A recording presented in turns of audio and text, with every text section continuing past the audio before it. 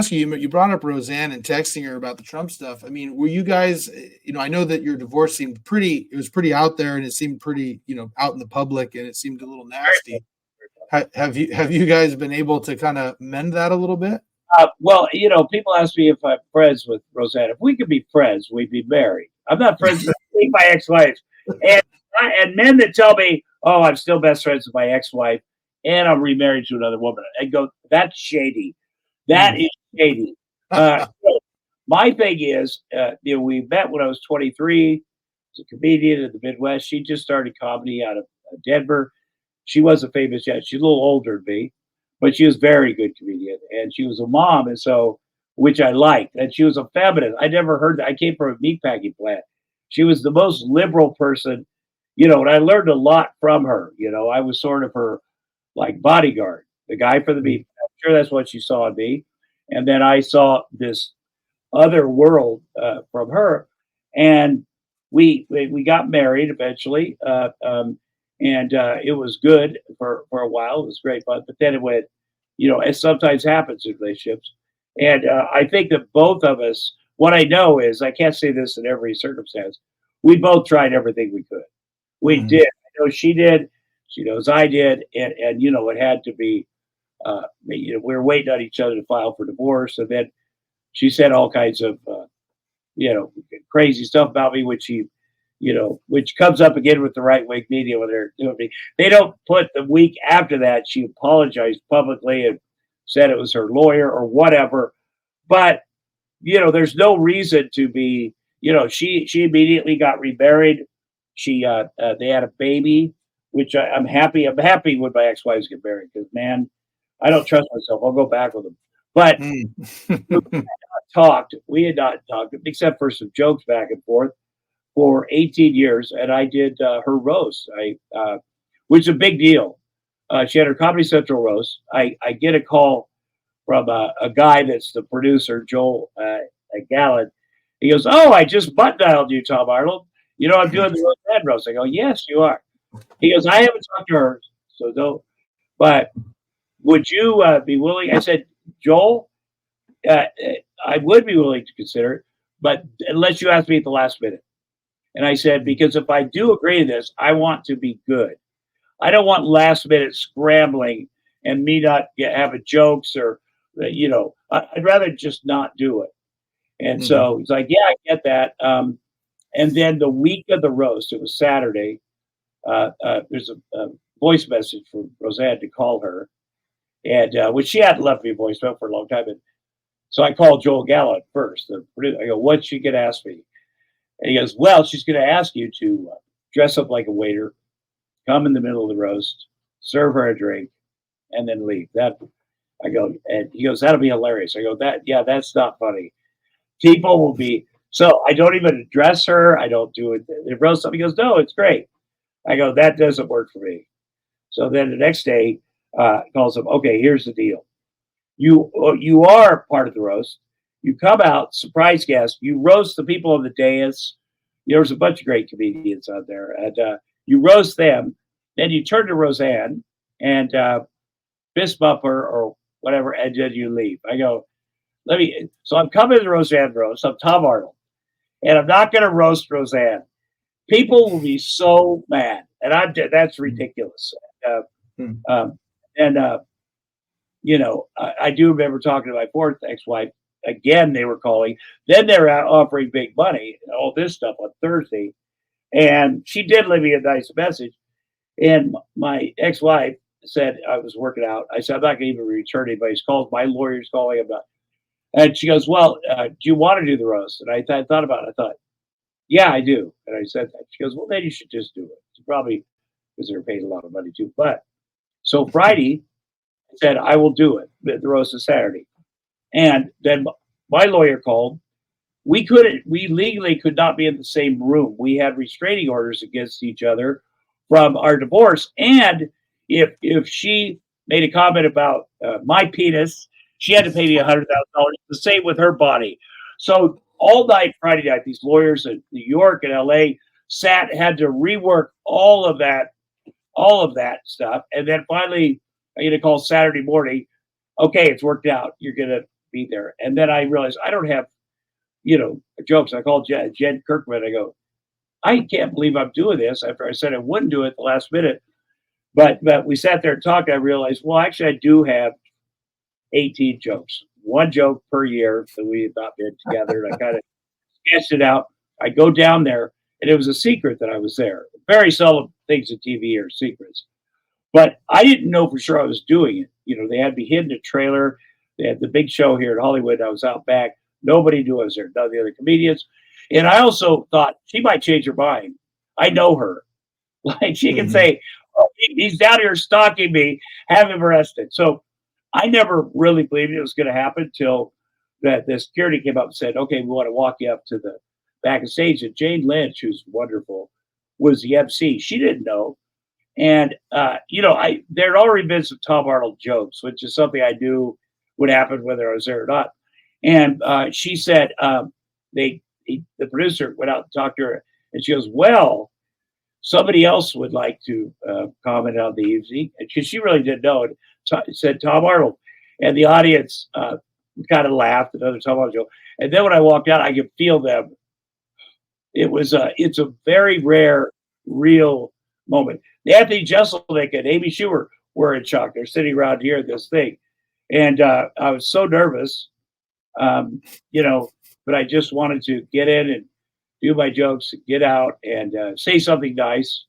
Which the roast side, the old Dean Martin roast, those they trash each other, but then they also say something really nice to the person they're honoring. And I genuinely thought about that. I was writing the nice thing I was going to say down before I went there, and I felt myself like a little emotional. And I remember thinking, there's no way I'm going to be, I better get over that, because I don't want to be that way on TV. And it was thanking her for an analogy of when she went on Carson, and then she was my Carson. She said, that guy's talented, he's funny, and I appreciate that. So as I'm getting ready to leave the stage, I realized I hadn't watched any of the rest of the show. And I said she's sitting over here. We hadn't even made eye contact. So I thought, what did the other comedians do when they left? Do they give her a high five, whatever? And so I got done. I thought I turned to her, and it was odd. You can see it. It's like awkward, hey.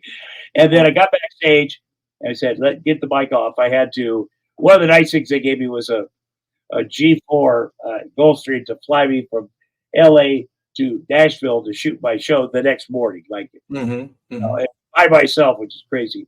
But I get the mic off. All of a sudden, she comes backstage, and she's like, "Hey, I just want to tell you how much that meant to me. It's good to bury the hatchet." And then a bunch of paparazzis came around and said, "Oh, let's do a picture." And she said, "No, I have to go to the bathroom first."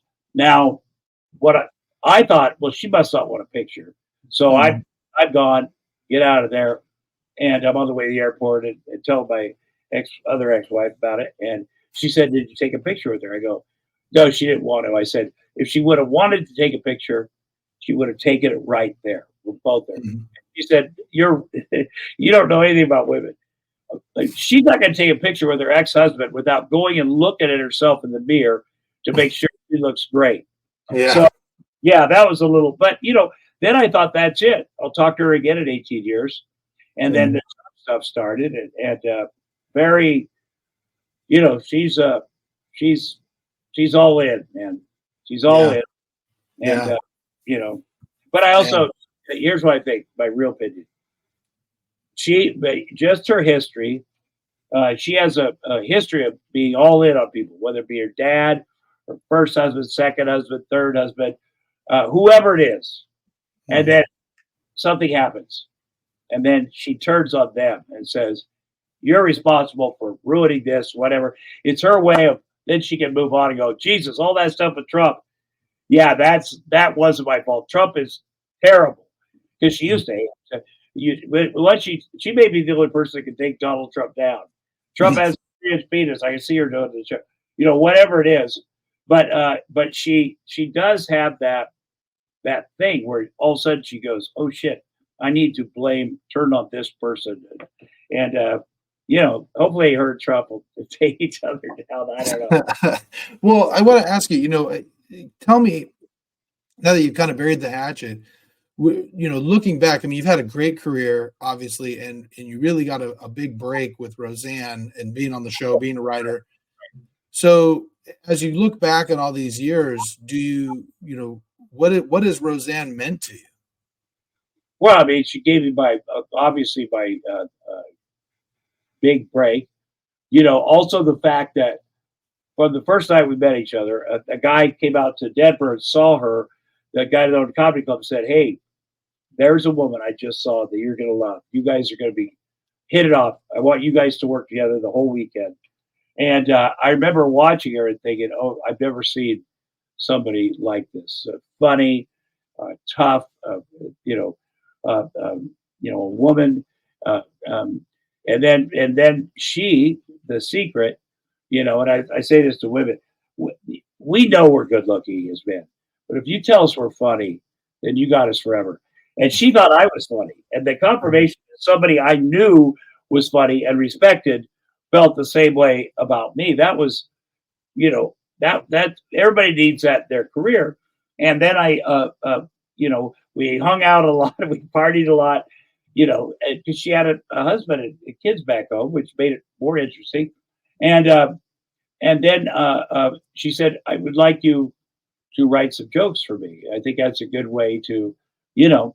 And so I knew her character, so I started writing jokes. And the first time she went on Johnny Carson in 1985, I was back in Minneapolis watching with all my friends, watching my friend Roseanne, and she killed. It's that thing where you asked her to sit down, and then immediately you have a career, you have $100 million show, whatever. But she did a couple of jokes I'd written, and I was like, that was very satisfying. Mhm. Like, I like that feeling. I like feeling that my friend killed it, but also that I could learn to do that thing because, that was like, okay, maybe I'll be a writer. And then she had an HBO special in 1987, and she said, "I want you to come out." I think it might have been the first time I was in LA ever because I wanted to play my husband on the. We were not a couple. I wanted to play my husband on this HBO special. I was like, "Oh my god, I'm going to be on an HBO special," and it was great fun. And then she said, "Well, 1988, they want to do a show with me, the people that do Cosby Show, and I want you to play my husband." I was like, "That seems like, I mean, I did some theater, but that seemed like a lot." I remember being a little like, "Wow, are because doing the HBO special is easy, one little thing." And I knew that they'd been looking for other people too. I mean, so we went in to meet the producers, Carsey Warner, uh, um, to talk about me being the husband. And I was like, I said, they were having John Goodman come in and some other people. And I said, you know what, I'd really, I know your character. I know what you want to do with the show. I think it'd be best if I was the writer. And that's what we did. And very rewarding. I think it's also, when I think of all the people I hired to write on that show, whether it be Norm Macdonald, just a bunch of great comedians that I brought out from the Midwest, my friends, my roommates, and it's good to give someone a break if they make you look good. And I think that while the show was on, I worked on it 6 years. She could say, "Well, see, he's good at his job. He's good for the show. He gets it." And I think that's important. I think because if you do stand up for somebody, there's stuff like I'm doing this because I'm your friend, but the way I always looked at it is I know my friend is genuinely funny, has an interesting take as a stand-up comedian. I'll teach him how to write a script. Here's the form of a script. Put whatever it is you have, that magic, in this script. Write the characters as they're supposed to be, but then add something to it. And that always worked with the Roseanne show. We had some old-time Hollywood writers. Me and the other executive producer kind of split the writing staff because you needed old-timers to kind of. And then I brought in all these new guys who did an amazing job, and they went on to have their own shows and create things. So it was a good, when it lasted, the 6 years, I arguably the best 6 years of the show. All shows are like that. All shows, they have a time, they run a course and then they start jumping the shark or whatever. I will say she always wanted the Connors to win the lottery. I was like, God, that's not happening. That Mhm. guys don't win the lottery. That's what's great about this family. And the second I left, they won the lottery, and it made Right. me super weird. But I'm very blessed to be out there. I worked with a lot of great people, and I think that was, that's enough. But I certainly root for her to. People don't realize the last season of the show, John Goodman wasn't even there. Yeah. Um, and it got, I think the show, I was on 6 years and there were three more, and things, started getting a little weird. And I do think part of it is her personality that no matter what happens, it's not quite good enough. Like, she did not get the creative by credit on the Roseanne show, which is bananas. Because Mhm. obviously her show, but the Writers Guild gave it to this other guy, and she never got over that. I mean, I don't, and then she got all this acclaim for the acting, comedy, writing, all this other stuff. But then she wanted to be a director because she wanted Mhm. to show the directors that it wasn't them, it was, you know, and that went off the rails. I think that God blesses you with, you know, if you're blessed to have some talent, we all have talents, but God doesn't usually give you everything. Like, he, Right. you're a great comedian. Oh, you're a great singer. You should sing the national anthem at a baseball game. You're like I knew in that moment when she's like, they say I can sing. I was like, you can sing, but that's a hard song. Let's not do that. And obviously she didn't listen to me, but you know, Yeah. he sang a song. What? I don't. Who cares? Yeah.